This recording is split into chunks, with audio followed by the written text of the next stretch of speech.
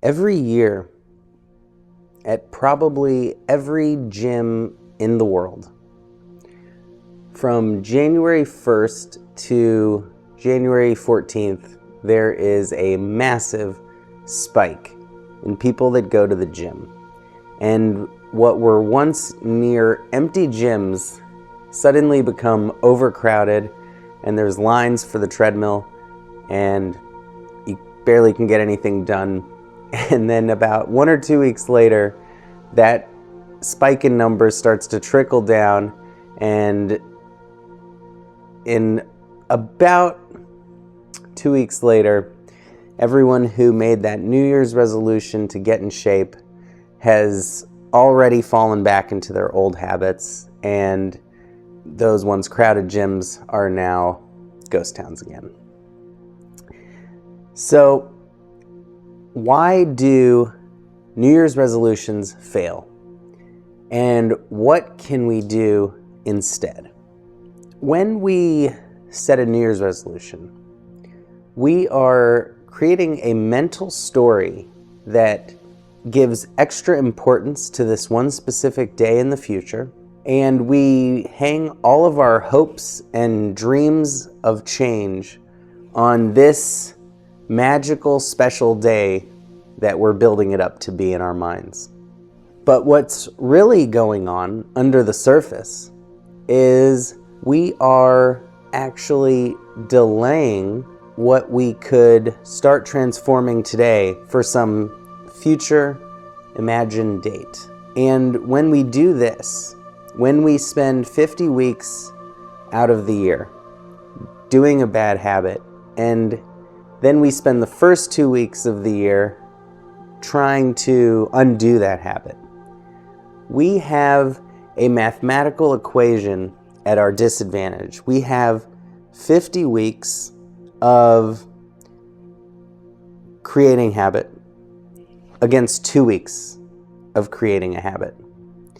And in the mind, that says this thing, which I do 25 times more than the other thing, is going to be a much stronger automatic habit.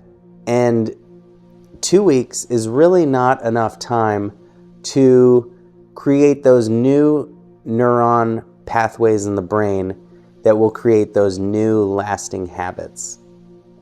And so we have to readjust that equation, because when we, let's say, have been smoking for every day for 30 years, that is a very strong habit.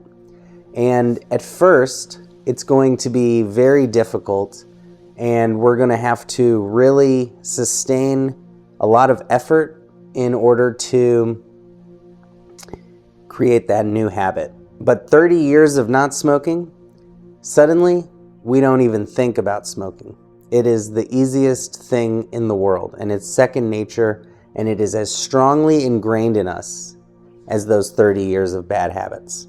And so what we have to do when we are dealing with changing our habits is do not make New Year's resolutions. We know that they do not work. We know that there is nothing magical, special, or more important about December 31st or January 1st compared to any other day of the year. And in fact, when we postpone making a change, we only further strengthen that negative habit. So instead of New Year's resolutions, we can make daily resolutions, which is to say, being resolute right here, right now, creating that positive habit right here, right now, and every day. Staying resolute, not just being resolute on one day in the future where we can postpone that thing we know we should do right now. Because health isn't about a time, a day in the future, or creating something that we can be resolute about sometimes, but not all the time. Because if we are in a real health kick that is not sustainable, and then 6 months later, we are less healthy than we were before we even made the resolution, then it doesn't matter how much of a health kick we were in for 2 weeks, because what matters is always the now. And a daily resolution is something we commit to and we recommit to every single day. And in this way, we are setting ourselves for success.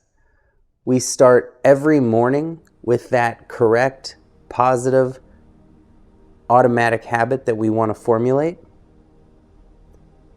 And we don't further establish those negative habits.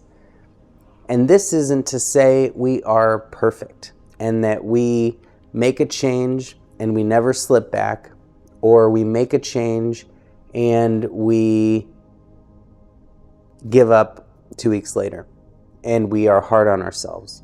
Completely the opposite. It is no matter what happened yesterday, we're here, we're now, and we give it our 100% effort.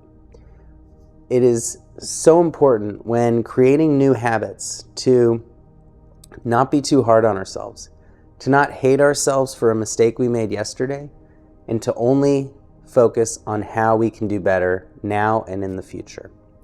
And it's so important that as soon as we fall off, we get back on the horse. As soon as we make a mistake, we recommit ourselves to the person we know we are and can be. There's a funny statistic about people who quit cigarettes and other bad habits. And it turns out it's not the person who created a New Year's resolution that is successful at changing a habit. It is actually the people who have quit the most are actually the best at quitting, even though they fell back many times. Each time they fall off that horse, they learn something and they know a little bit more about themselves and what makes them mess up. And they use that knowledge and they become better at quitting each attempt. So don't be afraid to quit 1,000 times. As long as you keep your effort, you don't lose your ability to try. That is the most important thing to getting any new habit to stick. And when we fall off, we don't say, okay, next year, because that is the trap of New Year's resolutions. And we don't say, my birthday. We say tomorrow morning, right now.